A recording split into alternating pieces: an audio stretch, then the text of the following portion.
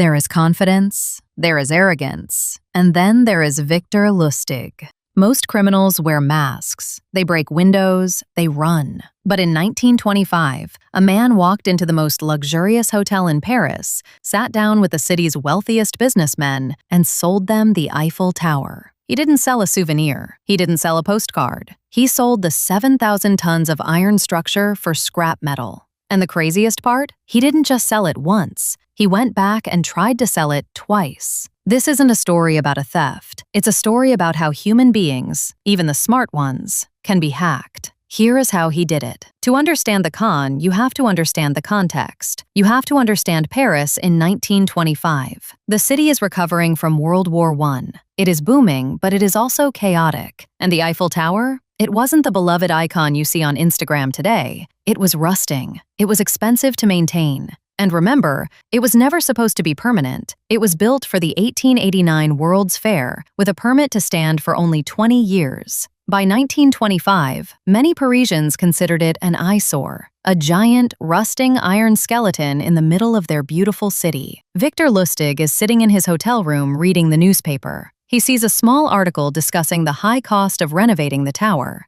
The journalist jokingly suggests it would be cheaper to tear the whole thing down. Most people turn the page. Lustig sees the opportunity of a lifetime. Lustig hires a forger. He creates official government stationery carrying the seal of the French Ministry of Posts and Telegraphs. He sends invitations to the top 5 scrap metal dealers in Paris. He invites them to a secret meeting at the Hôtel de Cléon, one of the fanciest hotels in the city. Now, pause here. This is the first psychological trick. Con men don't meet you in dark alleys. They meet you in places where you feel lucky just to be inside. He gathers the businessmen and drops the bomb. He speaks quietly. He tells them the government has decided to demolish the Eiffel Tower. The maintenance costs are too high, but, and this is key, he tells them the deal is a state secret. They cannot breathe a word of this to the press, or the public outcry would be too massive. He is selling them the exclusive rights to the metal. Lustig doesn't want the smartest businessman in the room. He wants the hungriest. He spots André Poisson. Poisson is new money. He's rich, but he's insecure. He wants to be accepted by the inner circle of the Parisian elite.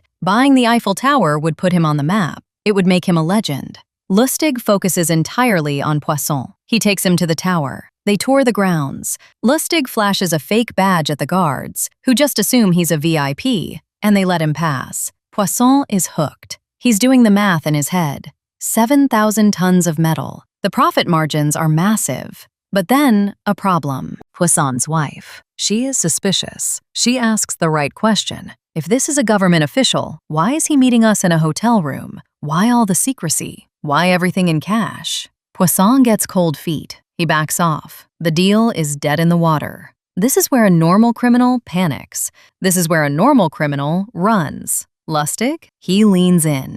He arranges another private meeting with Poisson. He sits him down, looks him in the eye, and confesses. He says, "Look, Monsieur Poisson, I am a government official, but government salaries are very low. I have a certain lifestyle to maintain. Managing this demolition contract is a lot of work." He isn't confessing to the scam. He is confessing to being corrupt. He implies that he needs a bribe.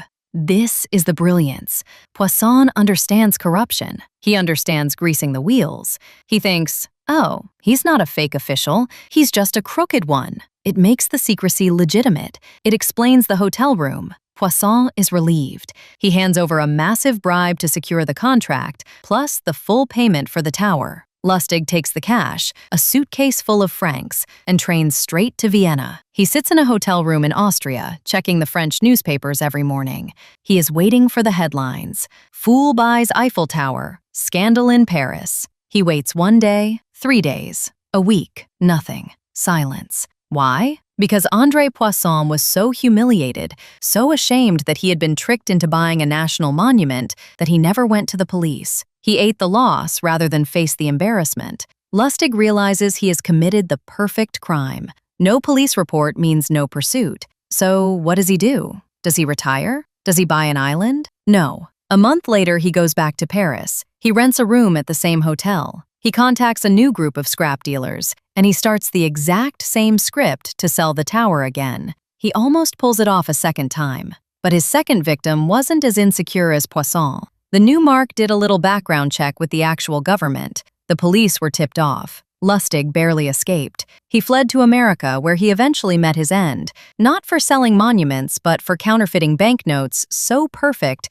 that they fooled the U.S. Treasury. He died in Alcatraz. Victor Lustig understood one thing better than anyone else. People don't get conned because they are stupid. They get conned because they are greedy, or insecure, or because they desperately want to believe a lie is true. He didn't steal the Eiffel Tower. He convinced someone that they were special enough to own it.